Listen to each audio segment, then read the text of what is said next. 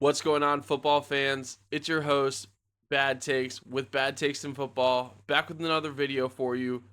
Gonna dive into these quarterback situations, but before I do that, make sure you subscribe to this channel. I'm on my road to my first 100 subscribers. It will really help me out, and it's free for you to do. We're doing a giveaway to one of those subscribers as well. Also, make sure to like and comment on this video. Tell me what you think about these quarterbacks in different situations. I find this interesting. Tell me what you think about it. So, this weekend especially, I was watching these football games, and one thought really just continued to pop into my mind.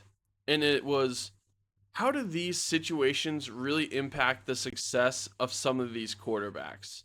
Now, some of these situations might be just a one off time, it might be a whole year, it could be the rest of their careers. But especially last year, when I saw the success of Sam Darnold in Minnesota and now he's in Seattle, I wanted to take a look at how much these quarterbacks being in the right situation really impact their success. I think a perfect example of this would be quarterback Baker Mayfield. Baker Mayfield is entering his third season with the Tampa Bay Buccaneers, and everyone really thought that he was just a filler for them waiting to find their next franchise quarterback after Tom Brady. Baker Mayfield had a different idea in mind. Baker Mayfield has looked like one of the best leaders out there, but also has had an amazing career so far in Tampa Bay. This year alone, Baker Mayfield has 5 touchdowns and no interceptions. Now, again, a lot of times, situation can impact the success of these quarterbacks. Baker Mayfield was really seen as someone that was considered to be a journeyman a couple years prior to being a Tampa Bay Buccaneer. He spent a very short stint with the Carolina Panthers after being in Cleveland, and then even spent some time in LA where he had to jump in and took LA on a very exciting game-winning drive, even though he had spent about 6 minutes in that locker room prior to being on the field. Is Russell Wilson going to be similar to that? Russell Wilson had a really bad first game, but he really turned things around this past week where he threw for over 450 yards and 3 touchdowns against the Cowboys. Another quarterback, what I'm thinking about with this situation is Daniel Jones. Daniel Jones was essentially thrown away by the New York Giants. He wasn't seen as someone that was a viable starting quarterback to many, including myself. People didn't think Daniel Jones was going to be the guy for a long time in Indianapolis. But right now, he's second in the league behind Russell Wilson in passing yards. Daniel Jones has thrown for almost 600 yards. He has 2 touchdowns and no interceptions so far this year. This is all with a 71% completion percentage. I know it's only been one game, but another quarterback I think about when I think about situation and success is Jake Browning. Jake Browning has been with the Bengals his entire career, and he sat behind Joe Burrow, but seemingly every single time he gets in and plays, he sees success. And you got to wonder how much of that has to do with the fact that he's throwing the ball to Jamar Chase and T. Higgins. I know for myself, if I'm a quarterback, I would love to have those two weapons. And so again, you have to wonder, is Jake Browning really better than quarterbacks like Trevor Lawrence?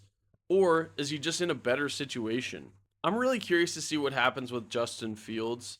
I think Justin Fields is one of those quarterbacks, again, that could be impacted by the situation.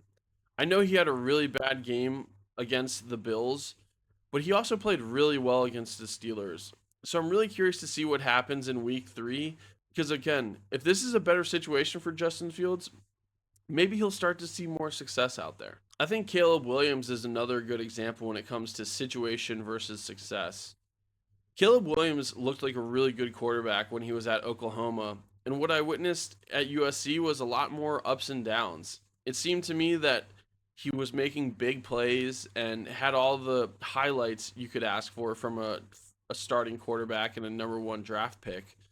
But at the same time, when it came down to tough games, you really started to see Caleb Williams start to fade away. When Caleb Williams isn't able to be himself, that's when he struggles the most to me. And that's why I'm really curious to see how Ben Johnson and Caleb Williams work out. When I think of Ben Johnson, I think of someone that is all about process, timing, and decision making. And Caleb Williams is one of those quarterbacks that is most known for his playmaking, his freelancing ability, and being able to make passes off the run. I know we're only in the second week of football, but again, I can't help but think about quarterbacks, again, like Russell Wilson, like Daniel Jones, like your Baker Mayfield. Baker Mayfield, when he went out on that field last night, there was no doubt in my mind he was going to have a game winning drive. I wouldn't have thought that when he was in Cleveland, Carolina, or with the LA Rams. But here we are, 3 years with the Buccaneers, and he seems to be the guy. I enjoy watching Baker Mayfield so much more than I used to, and I couldn't be more happy for him as well. He's really seeing a lot of success. That's why I wanted to get on here and talk about these quarterbacks who a lot of people had sworn off, but at the same time have proven they do belong somewhere. I think Geno Smith is another good example of this.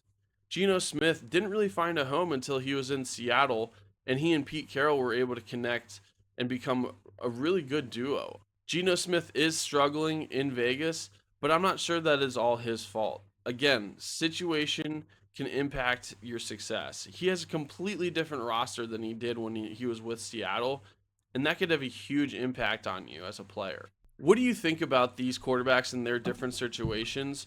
Is there a quarterback out there that you feel like should be on a different team? Let me know what you think about this situation. Is there a quarterback you feel like would be better off on another team? Thank you again for watching. This is your host, Bad Takes, with Bad Takes in Football, signing out.